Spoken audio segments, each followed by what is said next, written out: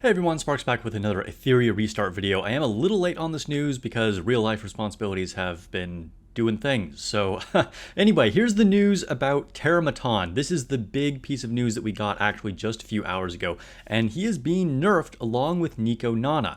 So let's take a look at what they actually said here. We got the real patch notes last night, and then they just updated a little bit with a tweet here, kind of in addition to their patch notes. I don't know if this was like an intern coon forgot to include it kind of thing, or if they actually decided to make a last minute change. Who knows? They're still working out their whole communication thing. We'll see how it goes in the future. So what do they say? Inferno, Nico Nana, and Terramaton have received slight difficulty reductions. Come test your skills, but don't be mistaken, they're still Inferno tier for a reason. Clearing them, you'll need strategies sharp as ever. And I can tell you Inferno is pretty insane. Most of you guys have probably tried Inferno by now, and yes, it is very, very, very hard. But let's see what the actual specific changes are. So Inferno Nico Nana says the nerfs are negative 10% HP and negative 10% speed. It also says skill friendly match, additional damage reduction adjusted to 60% from 90%. So these are very significant. Now, I'm going to be honest with you, I haven't really put a lot of effort into trying to clear Inferno Nico Nana. I can easily 3-star the last hell stage on her, and I just haven't really bothered to do Inferno. So this sounds like a very significant debuff, so maybe I will try this after we get this update.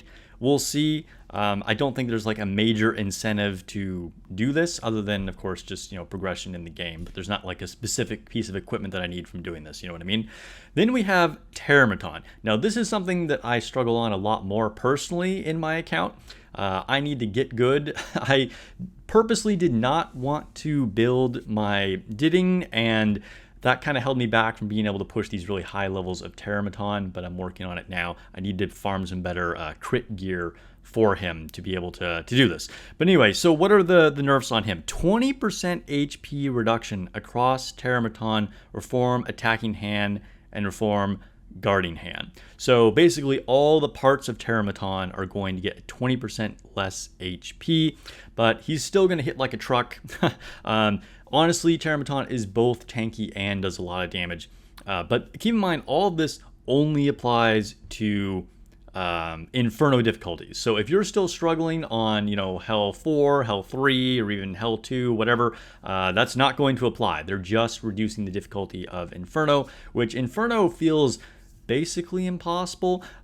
So this is probably good, but honestly, we are still in really early days. Like, we're only in, into the third week, like, less than 3 weeks so far. So keep in mind, if we're trying to push this super endgame content, it's probably super hard for a reason. We haven't actually been playing that game for a long time. So I think this is probably a good move, though. It's definitely going to help me because I'm weak. All right, let's go ahead and see what the next update is. So here's the official patch notes. I'm not going to go through all of this, but just really quick, we did get a new unit announced. She looks really cool. She's got this like kind of lavender, like almost butterfly looking wings. Aesthetically, I think she'd go really well with Selene's. As for what her kit does, we'll have to wait and see what the details are. But she is our first likely LD unit for a new LD banner.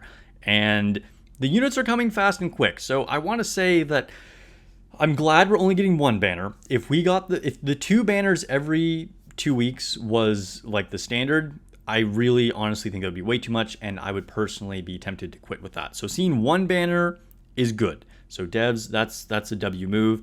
Let's see what it says about her. During this event, summon SSR Animus Butterfly Waltz, guaranteed limited SSR. Her name is Yelly. She is an extreme affinity summon, so it's either light or dark. And then it says a limited SSR Animus is guaranteed within 80 pulls, so standard 80 pity.